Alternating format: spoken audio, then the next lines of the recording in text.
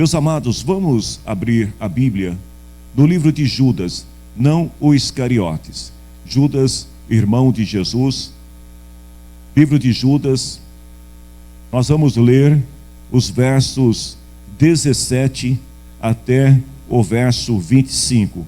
Quero também louvar a Deus pela vida do irmão Edir, que ontem dedicou uma parte do seu tempo, mesmo estando bastante atarefado no trabalho, e ele veio até aqui para nos ajudar a melhorar um pouco a qualidade do som, mas também, segundo o diagnóstico dele, nós vamos precisar fazer uma revisão total da mesa de som, que já está há 12 anos trabalhando e servindo muito bem nesta casa. Então, por conta disso, nós tivemos que providenciar para esta próxima semana uma nova mesa de som, que será uma provisória, né? Não tem a mesma qualidade que tem a mesa oficial, mas ela envolveu também um custo, né? Nós tivemos que investir um custo na aquisição desta outra mesa. E eu quero pedir a vocês que amam a Igreja de Cristo, os que estão aqui e os que estão em casa, para que vocês sejam generosos e nos ajude também a pagar, né, esta mesa nova que chega na próxima semana, e também a fazermos uma boa revisão da oficial, porque ela é com certeza uma mesa de excelente qualidade, e nós precisamos cuidar bem daquilo que é do Senhor. 12 anos de serviço, ela merece uma boa revisão.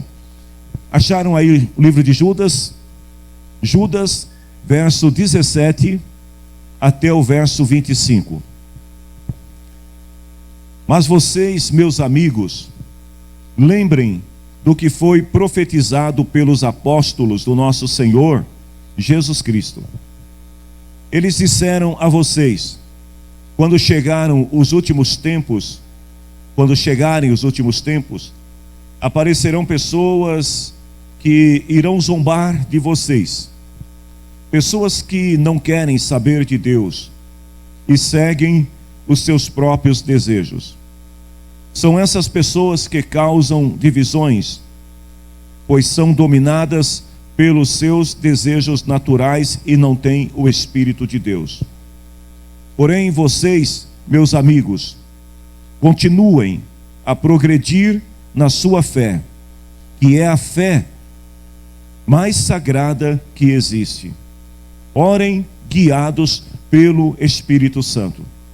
Continue vivendo no amor de Deus, esperando que o nosso Senhor Jesus Cristo, na sua misericórdia, dê a vocês a vida eterna.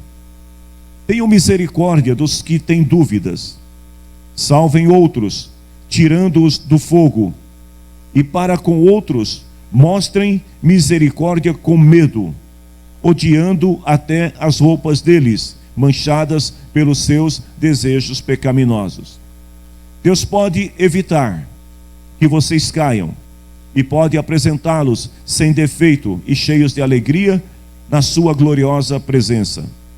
Por meio de Jesus Cristo, nosso Senhor, louvemos o único Deus, o nosso Salvador, a quem pertence a glória, a grandeza, o poder e a autoridade desde todos os tempos, agora e para sempre.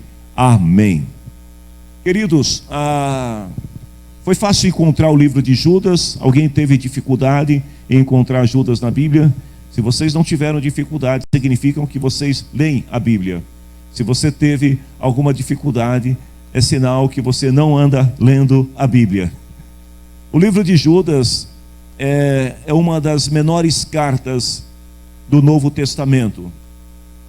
O autor desse livro era irmão de Jesus e irmão de Tiago, que foi pastor na igreja de Jerusalém.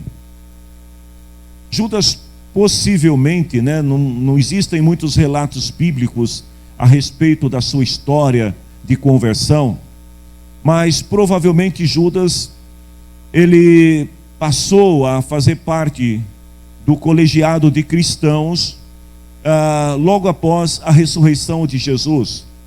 Alguns estudiosos defendem a tese que ele fazia parte daquele grupo dos 120 que estavam reunidos quando veio o Espírito Santo sobre eles. Não foi uma pessoa que teve grande destaque na liderança da igreja de Jerusalém. Ele era membro daquela igreja. O seu estilo de escrita, de mensagem, se assemelha muito com a de seu irmão Tiago. Quando eu estava lendo esta carta de Judas nesta semana, me veio uma palavra ao coração que eu quero compartilhar com vocês, de alguém que não fazia parte do colegiado apostólico, não era um dos 12, portanto, era uma pessoa comum na comunidade dos santos, membro de uma igreja, mas que tem uma visão do estado espiritual que se encontrava a igreja e do que poderia sobrevir à igreja em tempos futuros. Então, se eu tivesse que dar um tema a esta palavra, eu diria conselhos de um irmão em Cristo. O propósito desta carta que foi escrita está no verso 3, onde ele diz assim: olha, meus amigos, eu estava fazendo todo o possível para escrever a vocês a respeito da salvação que temos em comum. É alguém que observa, alguém que vê as coisas acontecendo e decide escrever uma carta aos irmãos em Cristo. E ele diz aqui que o propósito é falar a respeito da salvação que todos tinham em comum.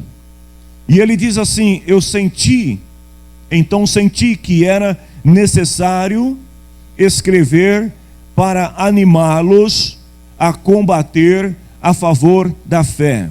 O propósito principal desta pequena carta era animar os irmãos em Cristo para que eles pudessem combater as heresias, ao espírito de apostasia que já estava presente na igreja naquela época, o bom combate da fé. Ele diz que uma vez por todas Deus deu ao seu povo. Um outro ponto importante que nós vemos nesta carta é que ele queria alertar aqueles irmãos, não somente animá-los, mas ele queria também despertar os irmãos no sentido de mostrar a eles que algumas coisas que estavam acontecendo naqueles dias não tinha nada a ver com o evangelho anunciado e pregado por Jesus Cristo e pelos apóstolos. Então ele vai dizer que estas pessoas que eram doutores, que eram mestres nas Escrituras, eles se introduziram entre os cristãos sem serem percebidos. E eles tinham com eles um espírito de zombaria. Eles eram escarnecedores, ou seja, eles zombavam da fé genuína dos cristãos verdadeiros, questionando, colocando em dúvida a fé dos cristãos verdadeiros. E faziam isso com uma finalidade: encontrar uma justificativa para suas ações pecaminosas. Então, esses falsos doutores e mestres, denominados aqui por Judas como escarnecedores, ou na versão que nós acabamos de ler como zombadores da fé cristã, eles deturpavam os ensinamentos de Jesus e dos apóstolos. Como deturpavam? Trazendo uma nova interpretação àquilo que Jesus tinha ensinado. Então eles chegavam em meio aos cristãos e, pelo fato de possuírem uma capacidade acadêmica, teológica acentuada, eles então se colocavam diante dos irmãos dizendo: olha, não é bem isto que Jesus quis dizer. Não é isto que os apóstolos disseram. Eles davam uma nova roupagem, uma nova interpretação àquilo que tinha sido ensinado. E negavam o senhorio de Jesus na igreja. Geralmente, segundo os escritos de Judas, estes escarnecedores, eles tinham aparência cristã. Eles não diferiam em absolutamente nada ao padrão, ao comportamento dos cristãos, tanto nas práticas religiosas, como também nos aspectos da generosidade. Eram pessoas participativas, pessoas que falavam coisas boas e bonitas aos ouvidos das pessoas, e que enganavam a muitos por causa das suas palavras. É por essa razão que Judas, quando está escrevendo a sua carta, ele lembra os irmãos acerca daquilo que os apóstolos tinham ensinado, porque o que a igreja estava vivendo nos dias de Judas não era novidade. Os apóstolos já tinham alertado a igreja que isto haveria de acontecer. O próprio Cristo já tinha alertado os seus seguidores no início do seu ministério sobre estas coisas. Então ele fala assim: lembrem do que foi profetizado pelos apóstolos, ou seja, daquilo que os apóstolos anteviram em suas palavras, em suas pregações, que haveria de acontecer. Quando a gente olha para as palavras de Jesus, por exemplo, lá em Mateus capítulo 24, no versículo 4 e 5, Jesus, ele tinha alertado os seus seguidores, dizendo o seguinte: tomem cuidado, para que ninguém engane vocês, porque muitos vão aparecer, fingindo ser eu. Muitos vão falar em meu nome quando eu não falei. Muitos vão dizer que eu estou dizendo quando eu não disse. E vão falar assim: eu sou o Messias, e enganarão muitas pessoas. E é interessante esta palavra de Jesus, porque muitas vezes as pessoas ficam imaginando que alguém se auto-intitular o Messias significa alguém parecer travestido na forma, na figura de Jesus, e dizendo eu sou o Cristo, como também acontece. Mas a verdade é que às vezes eles usam da palavra de profecia, dizendo que é Cristo que está falando, quando não é Cristo que está falando à igreja. Então Jesus falou: tomem cuidado, para que vocês não sejam enganados. Os apóstolos ouviram estas palavras de Jesus, e eles passaram adiante para os primeiros cristãos, como o apóstolo Pedro, que foi separado por Jesus para liderar a igreja depois do seu advento. Então o apóstolo Pedro, na sua carta, segunda carta, no capítulo 2, versículo 1 ao 3, ele fala assim: no passado apareceram falsos profetas no meio do povo, e assim também vão aparecer falsos profetas entre vocês, no meio de vocês. O que Pedro estava dizendo para a igreja: olha, o que aconteceu no passado vai acontecer no presente, e vai acontecer no futuro também. Vão aparecer falsos profetas, que vão ensinar, diz ele, doutrinas destruidoras e falsas, e rejeitarão o mestre que os salvou, que vão tentar destituir do nome de Cristo, da pessoa de Cristo, o poder que lhe foi conferido pelo próprio Deus, e vão tentar torná-lo como alguém comum, como um ser humano qualquer. E ele diz assim: e isso fará com que caia sobre eles uma rápida destruição. Mesmo assim, muita gente vai imitar a vida imoral deles. Então olha que Pedro está dizendo o seguinte: primeiro, esses falsos mestres, profetas que irão aparecer, eles vão ensinar doutrinas destruidoras e falsas. Segundo, por causa da habilidade natural que eles têm para se expressar, por causa da habilidade que eles têm de se comunicar com as pessoas e de envolver as pessoas, muitos vão imitar a forma de vida e moral deles. E aí ele fala assim, que por causa desses falsos mestres, muitas pessoas vão falar mal do caminho da verdade. Por causa dos enganadores, muitas pessoas que por não conhecerem a Cristo, por não conhecerem a palavra de Deus, vão se deixar ser levados pelo engano e vão criticar a palavra do Senhor. Paulo, ou melhor, Pedro diz assim, essas pessoas vão falar mal do caminho da verdade, em sua ambição pelo dinheiro. Esses falsos mestres vão explorar vocês, contando histórias inventadas, mas faz muito tempo que o juiz está alerta e o destruidor deles está bem acordado. Então Pedro, ele também adverte a igreja, aquilo que ele ouviu do Senhor, ele passa para a nova geração de crentes que está surgindo. E os novos apóstolos que vão surgir, a exemplo de Paulo e outros, também vão alertar a igreja sobre os mesmos perigos. Paulo, quando estava escrevendo para Timóteo, no capítulo 4, versículo 1 e 2, ele fala assim, o Espírito de Deus diz claramente que nos últimos tempos, alguns apostatarão, abandonarão a fé, e eles darão atenção a espíritos enganadores e ensinamentos que vêm de demônios.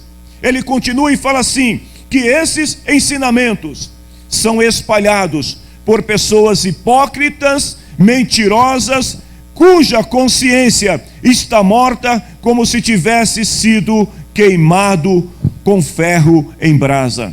Ou seja, os enganadores, os escarnecedores, zombadores, segundo Judas, e segundo Paulo, Pedro e o próprio Cristo, eles serão dominados por espíritos enganadores de mentira, que vão espalhar mensagens mentirosas ao povo, e a consciência deles, por estar cauterizada, morta, eles não terão piedade das pessoas e procurarão, através de suas palavras, introduzir às pessoas o engano e a mentira.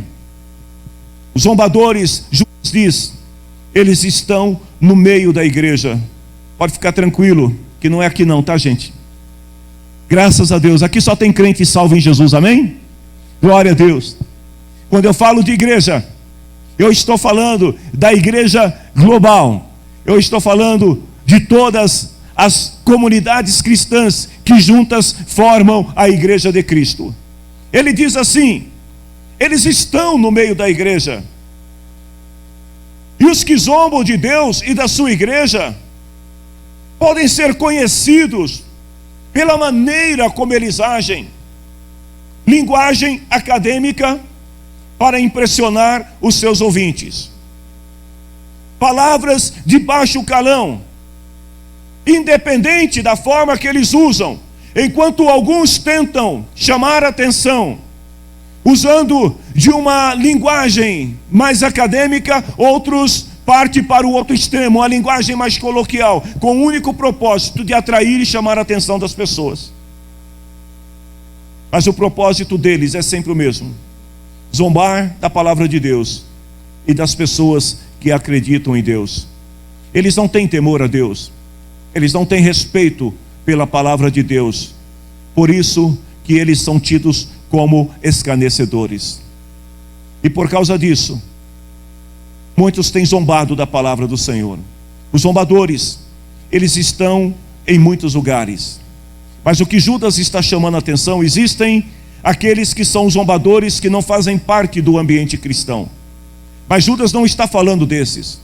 Judas está falando daqueles que estão dentro das comunidades cristãs, que estão no meio do povo cristão, e ele chama a atenção exatamente para esses. Como eles costumam agir entre nós, muitas vezes murmurando dentro da própria igreja, se queixando do próximo, difamando aqueles que seguem rigorosamente a palavra de Deus. Quando percebem que alguém está fazendo as coisas corretamente, eles começam a zombar, porque dizem assim: o irmão está querendo ser muito santo, o irmão é santarrão demais, a irmã está querendo ser melhor do que o outro. Eles querem viver relaxadamente a vida cristã, e para isso eles murmuram e criticam aqueles que procuram fazer as coisas certas. Eles reclamam, nunca estão satisfeitos. Sempre haverá um motivo para contaminar outros com a sua insatisfação, e gostam de promover discórdias. Eles gostam de promover a carnalidade. Os corações deles estão inclinados para as concupiscências. Eles têm uma paixão sem controle e sem limite pelo pecado. Eles vivem pecando e não se arrependem. A consciência cauterizada leva os escarnecedores, os zombadores, a agirem sem nenhuma consciência do erro. E quando são indagados, quando são questionados sobre as suas práticas pecaminosas, alguns costumam dizer assim: a carne é fraca. O importante é o espírito estar pronto. Eles gostam de exaltar-se a si mesmo. São soberbos, atrevidos, arrogantes. Se julgam superior aos outros. Acham que por causa do conhecimento que professam ter, estão no nível, em um patamar mais acentuado do que os outros. Gostam de desmerecer as pessoas humildes, as pessoas mais simples. Ignoram aqueles que sabem menos.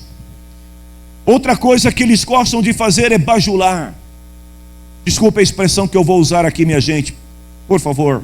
São verdadeiros baba-ovos. Os bajuladores, eles gostam de elogiar as pessoas com um único propósito, com um único objetivo: ter alguma vantagem.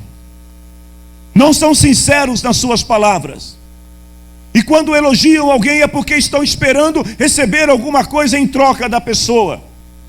Queridos, e eles são tão cruéis nas suas ambições, que se for preciso, são capazes de deitar-se no chão e fazer-se capacho para que o outro passe por cima deles, e depois se levantem e possam atacar os outros pelas costas. Esses são os bajuladores. Judas, ele lembra os irmãos e fala assim, que eles já tinham aprendido isso. Ele não estava falando coisa nova. Primeiro porque ele não era o pastor da igreja, por isso que eu digo, um conselho de um irmão, de um amigo.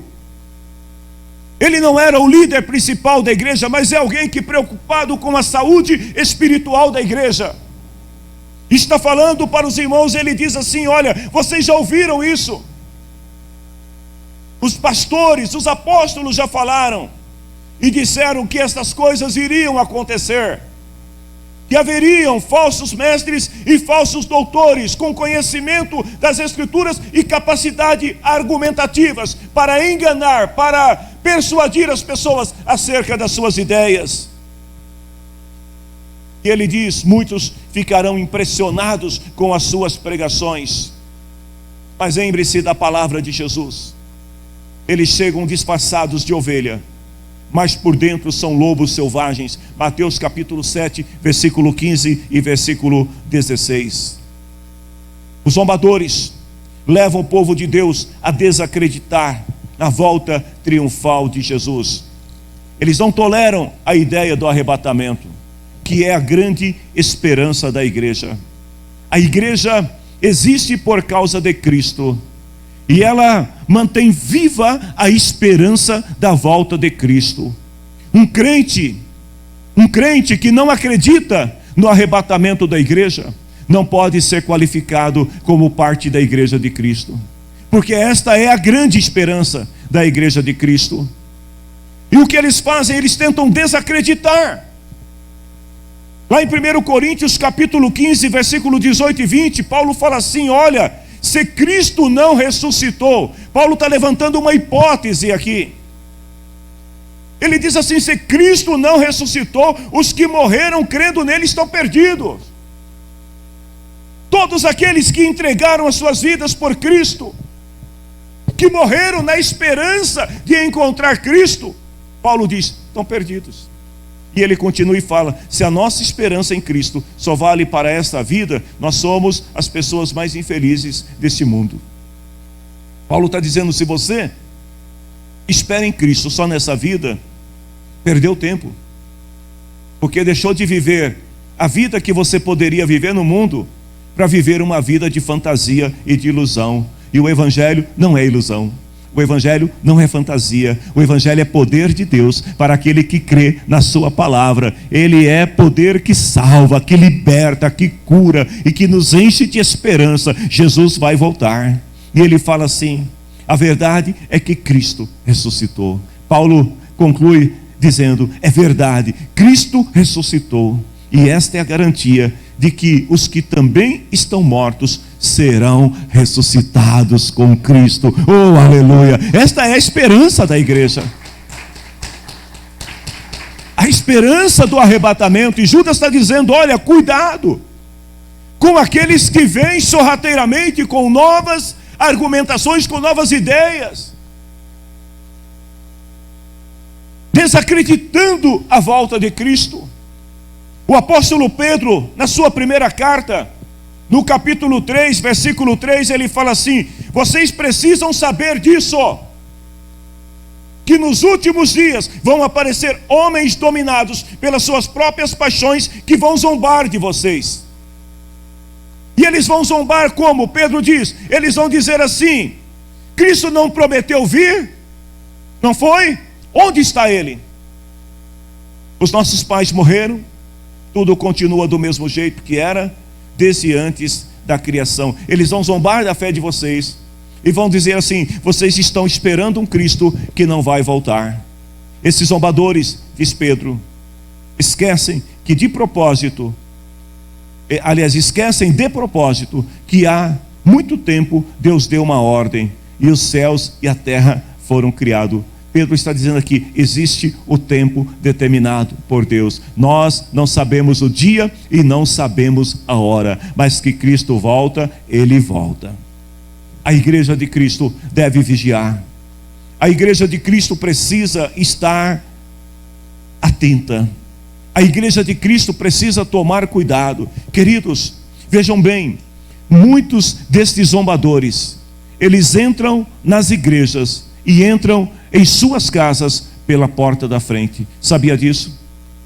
Ele entra pela porta da frente como convidados, muitas vezes convidados de honra, convidados para pregar, convidados para ensinar, convidados para cantar, para participar de ações ministeriais.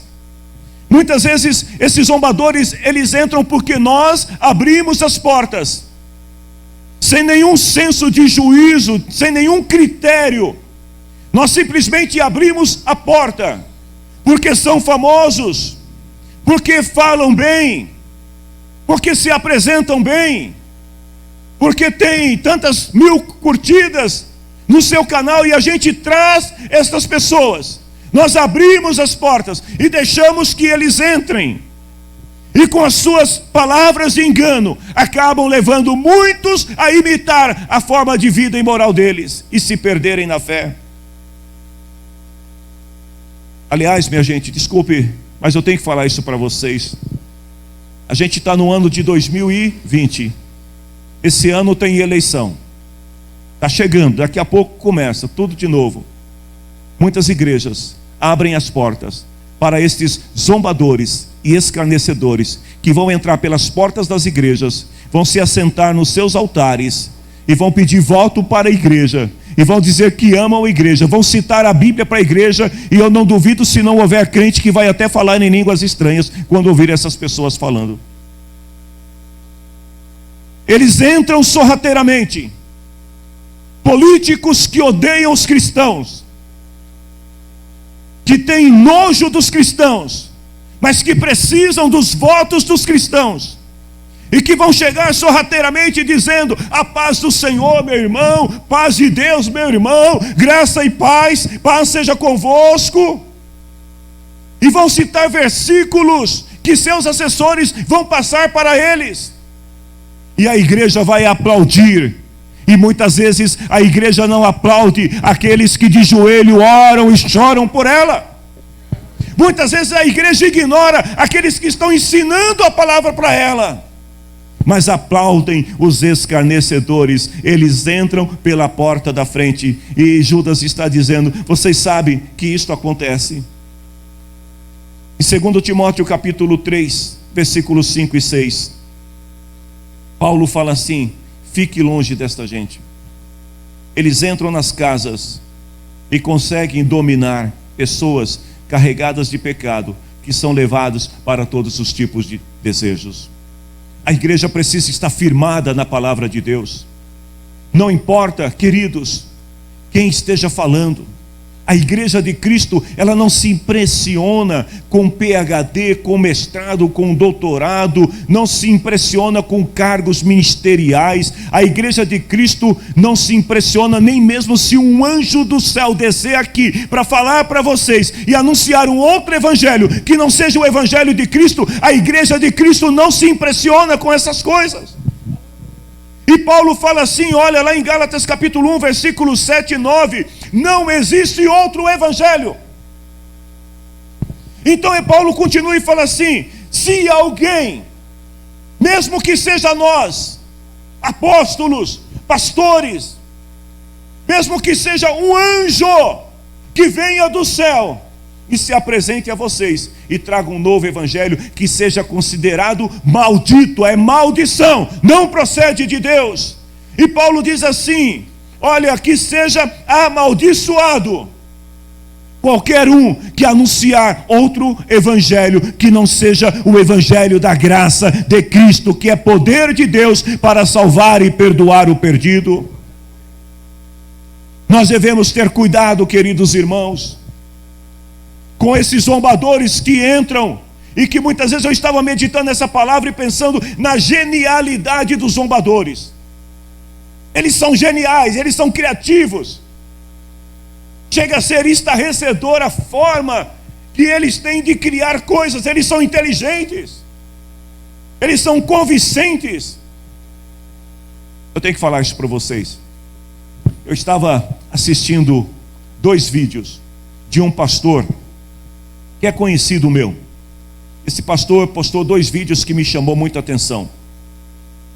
Em um desses vídeos aparece a figura de uma pessoa que se diz pastor. Ele está com um martelo enorme na mão. Talvez alguém tenha visto esse vídeo. Ele está com um martelo enorme na mão. Até o pessoal brincou e falou: é o martelo do Thor. E ele pega o martelo e ele chega na cabecinha da irmã e encosta na cabeça da irmã e sai empurrando a irmã até a irmã cair. E diz que é poder de Deus.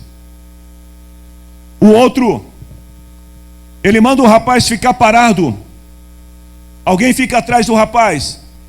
E ele então pega o arco do arqueiro gavião lá, né, da DC. Ele pega o arco invisível e ele mira a flecha e atira a flecha no cara e o cara cai. Essas pessoas estão brincando com o evangelho. Estão enganando os outros. Porque eles são convincentes. Os caras gritam, fala alto igual eu estou falando com vocês aqui. Bate o pé. E inventa essas coisas. E o povo acredita. São escarnecedores. Porque estão zombando do evangelho de Cristo, da palavra de Cristo, usando destas ideias para enganar o povo e obter vantagens em cima do povo. Nós devemos ter cuidado. 1 João capítulo 4, versículo 1. Queridos amigos, não acreditem todos que dizem ter o Espírito de Deus. Não é porque o cara está dizendo que Deus falou que você vai acreditar. João diz assim: põe à prova essas pessoas, para saber se o Espírito que está nelas realmente é o Espírito de Deus. Continuando com os conselhos do irmão Judas, ele dá algumas recomendações no versículo 20 até o 23. Ele fala assim: continue a progredir na fé, que é a fé mais sagrada que existe. Ele diz: cresçam na fé, orem guiados pelo Espírito Santo, continue vivendo no amor de Deus, e esperando que o nosso Senhor Jesus Cristo, na sua misericórdia, dê a vocês a vida eterna. Tenha misericórdia dos que têm dúvidas, salvem outros, mostre misericórdia com medo e odeiem até as roupas deles. O que eu vejo nesses versículos aqui? Novamente ele lembrando os irmãos, no início da sua carta ele falou: olha, eu estou escrevendo para animar vocês acerca da fé que vocês têm em Cristo. E agora, quando ele está encerrando a sua carta, ele novamente lembra e fala assim: irmãos, continue a progredir na fé. Eu percebo que a preocupação de Judas aqui com a igreja de Cristo tinha a ver com a fé desta igreja. A fé na vida do crente, ela deve ser estimulada constantemente, com o objetivo de torná-lo mais forte a cada desafio que nós enfrentamos. O crente precisa crescer, e ele lembra aqui, diz assim: olha, vocês precisam superar, vocês precisam avançar. A progressão da fé que Judas fala aqui é o que vai tornar o crente capaz de ajudar outros que têm dúvida. Se não houver uma fé ativa, a tendência é que todos desanimem e pereçam. Queridos, Judas diz mais ainda: tem muitas pessoas em dúvidas em relação ao Evangelho. Como é que nós vamos ajudar aqueles que estão em dúvida se a nossa fé não for uma fé progressiva, uma fé ativa, uma fé atuante? Nós precisamos manter essa fé ativa. E como é que nós vamos fazer isso? Judas deixa bem claro aqui, olha, ele fala assim: mostrem misericórdia com medo, odiando até as roupas deles. Eu parei nesse versículo e comecei a meditar um pouco nele, e me veio a seguinte palavra: e fé progressiva significa viver, primeiro, dentro do padrão estabelecido por Deus. Segundo, viver uma vida sem fazer concessão ao pecado. E então nós seremos capazes de salvar alguns do fogo. Para salvar alguns, é preciso mostrar que você é diferente. É preciso mostrar que a sua fé é uma fé verdadeira, é uma fé genuína. E como é que você faz isso? Ame o pecador, tenha misericórdia do pecador. Ele diz assim: mostrem misericórdia, mas com medo, odiando até as roupas dele. O que ele queria dizer? Tenha misericórdia do pecador, mas odeie o pecado, odeie até a roupa que ele vestir, se estiver manchada de pecado, pois não existe comunhão entre santidade e pecado. Luz não se mistura com as trevas. Judas estava se referindo à fé que Deus deu ao povo. Eu estou quase terminando a mensagem. E ele deixa bem claro que se foi Deus quem deu, então é um presente, é um dom que nós devemos cultivar até o dia de Cristo. Por que Judas está dizendo assim? Vocês precisam progredir na fé. Porque a fé que ele está falando não é a fé natural, não é aquela fé que você diz eu tenho, não. Esta fé que ele está falando é a fé que foi dada por Deus, é um presente de Deus, é a fé salvadora que nós recebemos. Lá em Efésios capítulo 2, versículo 4, Paulo diz assim: que pela graça de Deus vocês são salvos por meio da fé. Vejam bem, pela graça de Deus vocês são salvos. Salvos como? Por meio da fé. E aí Paulo fala assim: isso não vem de vocês, não é assim, eu tenho fé para ser salvo e estou salvo. Não, ele diz: isso é um presente dado por Deus. Então esta fé que ele está se referindo aqui é o selo da promessa que foi colocado no coração de cada um que aceitou a Cristo. É um presente de Deus. em suas considerações finais. Judas diz assim: Deus pode evitar que vocês caiam e pode apresentá-los sem defeito, cheios de alegria, na sua gloriosa presença por meio de Jesus Cristo. A progressão da fé leva o crente à compreensão da graça de Deus. Vocês são salvos pela graça. Davi, não toca ainda não, meu filho, espera eu terminar. A progressão da fé leva a graça, o crente à compreensão da graça de Deus. Ele diz: vocês são salvos pela graça, e isto vem por meio da fé.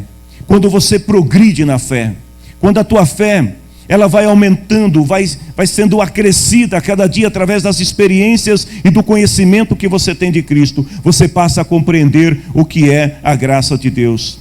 E quando nós compreendemos esta graça, nós então nos unimos com Cristo. E quando nós estamos unidos com Cristo, nós somos então empoderados pelo Espírito Santo para vencer qualquer investida de Satanás contra nós e nos livrarmos dos perigos que podem roubar a nossa fé.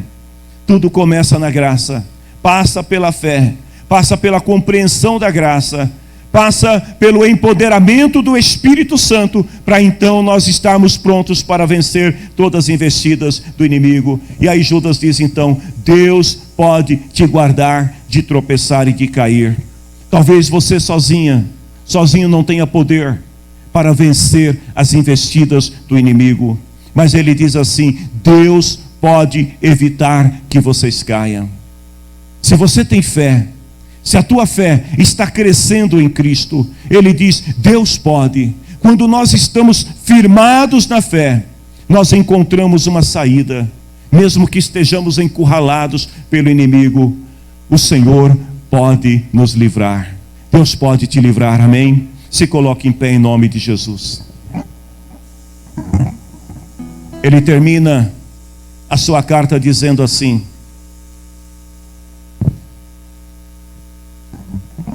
que nós devemos, por meio de Jesus Cristo, louvar o único Deus e Salvador. Ou seja, conservar a nossa fé em Deus, porque Ele é o único a quem pertence a glória, a grandeza, o poder e a autoridade para sempre. Estes são conselhos de um irmão. Ah, queridos irmãos, que o Senhor possa usar a vida de cada um de nós, que nós também possamos ser tomados por esse mesmo Espírito que foi Judas, para entender que fazer parte da igreja de Cristo significa se preocupar uns com os outros. Judas não é o pastor, Judas não é o apóstolo, Judas é o irmão que se preocupa com o outro irmão. E eu termino esta palavra fazendo uma pergunta para você: você tem se preocupado com o teu irmão? Você tem se preocupado com a tua irmã? Você tem se preocupado e procurado animar o teu irmão e a tua irmã acerca da fé em Cristo Jesus? Eu estava lendo a mensagem de um de nossos irmãos que diz o seguinte: uma carta escrita 2000 anos atrás e tão atual. A palavra de Deus continua viva e poderosa. Nós vamos...